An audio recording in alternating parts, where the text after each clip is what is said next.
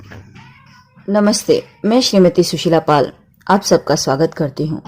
आज के इस वीडियो में हम कल्पनात्मक निबंध यदि मोबाइल न होता समझने जा रहे हैं।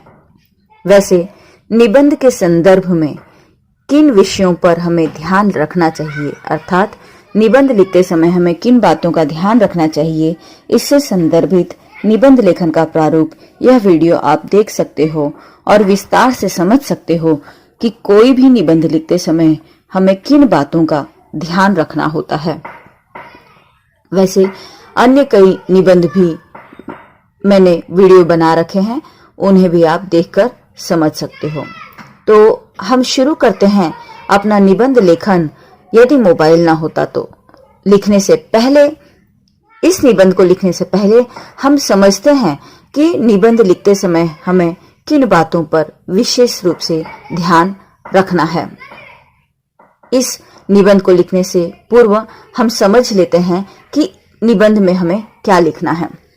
सर्वप्रथम हम एक कच्ची रूपरेखा बना लेंगे और इस कच्ची रूपरेखा के अनुसार अपने निबंध का विस्तार व्यवस्थित तरीके से करेंगे।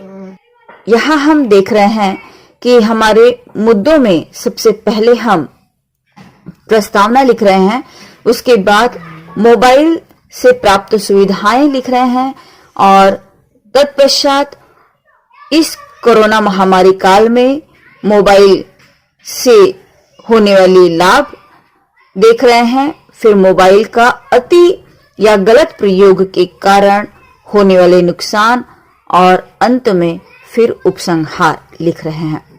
तो आरंभ करते हैं हम अपने विषय का विस्तार और सबसे पहले हम प्रस्तावना लिखते हैं और प्रस्तावना में हम बताएंगे कि किस तरह से हम कभी सोच भी नहीं सकते थे कि हाथ में हम फोन लेकर घूमेंगे और कहीं भी रहकर दुनिया के किसी भी कोने में किसी भी व्यक्ति से हम बात कर सकेंगे।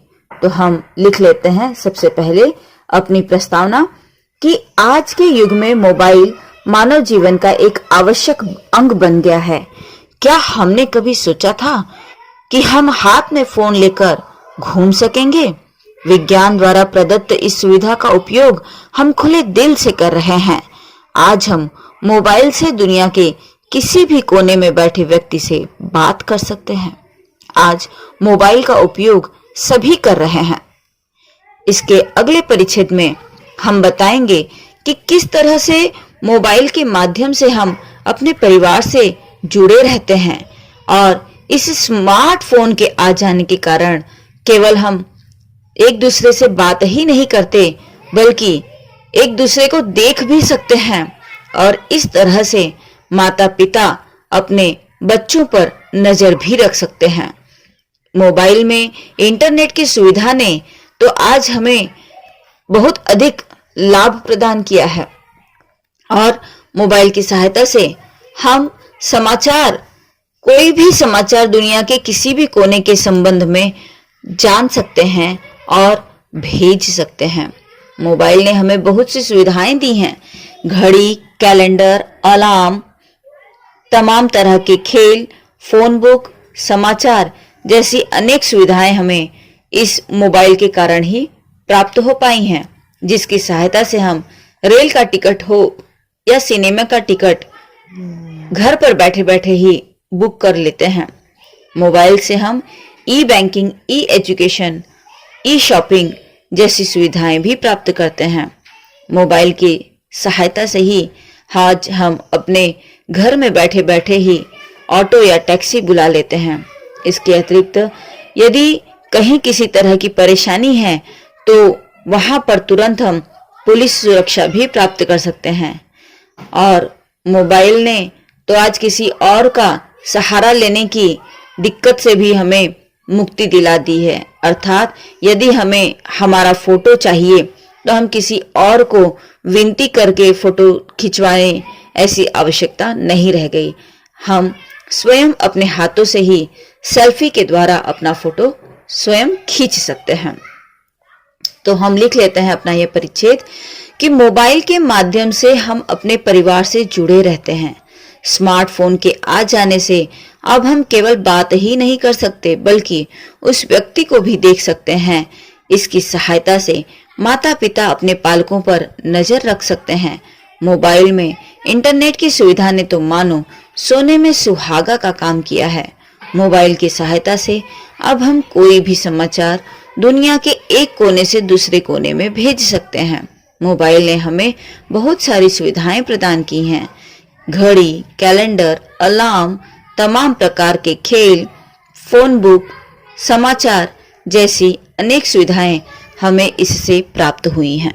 इसकी सहायता से हम रेल तथा सिनेमा के टिकटें भी बुक कर सकते हैं। मोबाइल से हम ई बैंकिंग, ई एजुकेशन, ई शॉपिंग आदि की सुविधा भी प्राप्त करते हैं। मोबाइल की सहायता से हम अपने दरवाजे पर टैक्सी बुला लेते हैं। महिलाएं उस सुविधा का उपयोग कर किसी भी स्थान पर अपने लिए पुलिस सुरक्षा प्राप्त कर सकती हैं। आजकल लोग मोबाइल से सेल्फी भी लेने लगे हैं। इसके बाद आज इस कोरोना महामारी के काल में मोबाइल किस तरह हमारे लिए वरदान साबित हुआ है, यह हम उल्लेख करेंगे और लिखेंगे कि इस कोरोना महामारी के काल में मोबाइल के द्वारा ही हम अध्ययन अध्यापन का कार्य संभव कर पा रहे हैं। इतना ही नहीं, उद्योग धंधे और कई व्यवसाय भी हम घर से ही ऑनलाइन के माध्यम से कर पा रहे हैं। तो इसके अतिरिक्त हम परिवार के सदस्यों से जुड़े हुए हैं। सोशल डिस्टेंसिंग के चलते हुए भी हम परिवार के अन्य सदस्यों से जुड़े हुए हैं, जिसके कारण हमारे जीवन में सजीवता बनी हुई है, सकारात्मकता बनी हुई है। इसके अगले परिच्छेद में हम बताएंगे कि भले ही मोबाइल ने हमें बहुत सी सुविधाएं दी हैं, लेकिन इसका अति प्रयोग या कुछ दुष्ट प्रकृति के लोगों के द्वारा भी दुरुपयोग हो जाता है। जैसे रास्ते में चलते समय लोग फोन पर बात करते हैं, संगीत सुनते हैं या ट्रैफिक पर, जिसकी वजह से वह ध्यान नहीं देते और दुर्घटना के शिकार हो जाते हैं। इसके अलावा आज फोन के माध्यम से जहां हम ई बैंकिंग की सुविधाएं प्राप्त कर रहे हैं, वहीं पर कई फोन के कारण ही कई धोखाधड़ी के किस्से भी हमारे सामने आते हैं।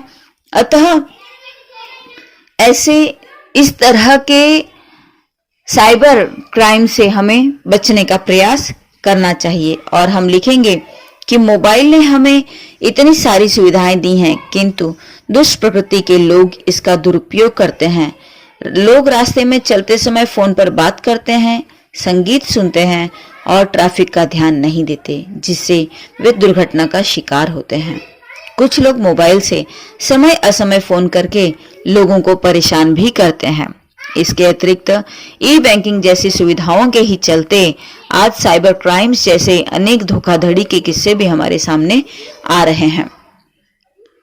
इसके बाद अगले परिच्छेद में हम उपसंहार रूप में लिखेंगे, बताएंगे कि यदि मोबाइल ना होता तो यह सोचना हमारे लिए कितना मुश्किल है। कारण इस मोबाइल के द्वारा हम जिन सुविधाओं का लाभ उठा रहे हैं, वह सुविधाएं हमें नहीं मिल पाती।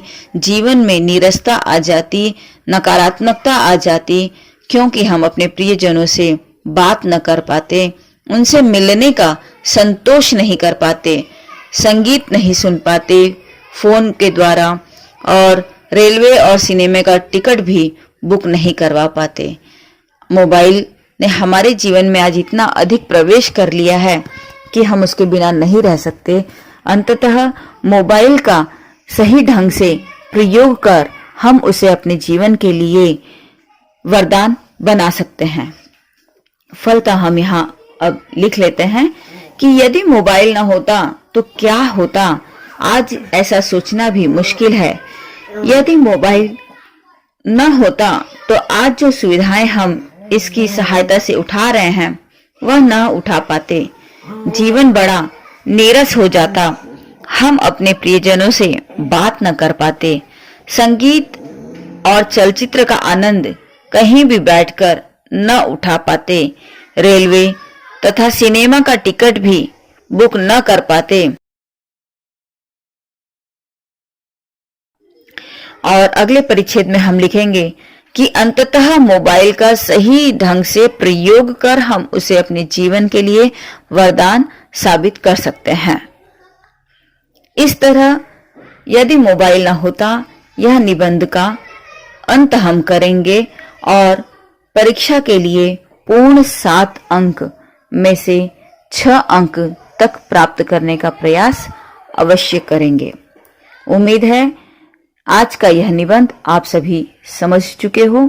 यदि आपको यह वीडियो पसंद आया है तो लाइक कीजिए, कमेंट कीजिए और अपने मित्रों को शेयर कीजिए।